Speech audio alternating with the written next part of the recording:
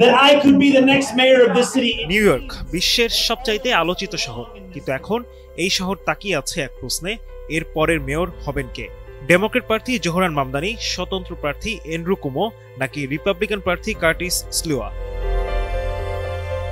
আগামী মঙ্গলবার এই প্রশ্নের উত্তর জানবে নিউ ইয়র্কবাসী।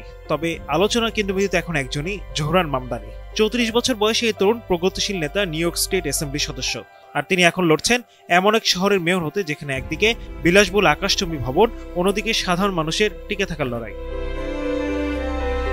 মামদানির মূল ইস্যু অ্যাফোর্ডেবিলিটি, অর্থাৎ এই শহরে থাকা, চলা, বাঁচা যাতে সাধারণ মানুষও পারে। তার প্রচারে আছে কয়েকটি মূল প্রতিশ্রুতি: গণপরিবহনের ভাড়া কমানো, ভাড়া নিয়ন্ত্রণ আইন কঠোর করা, শিশু সেবায় সরকারি সহায়তা বাড়ানো এবং মধ্যবিত্তের জীবনযাত্রা সহজ করা।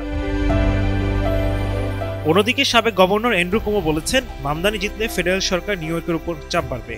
আর রিপাবলিকান প্রার্থী কার্টিস স্লিওয়া আইন শৃঙ্খলা ও নিরাপত্তার ইস্যুতে প্রচারণা চালাচ্ছেন। তবুও তরুণ ভোটার, অভিবাসী কমিউনিটি আর ভাড়া চাপে ক্লান্ত নাগরিকদের চোখ এখন মামদানির দিকে।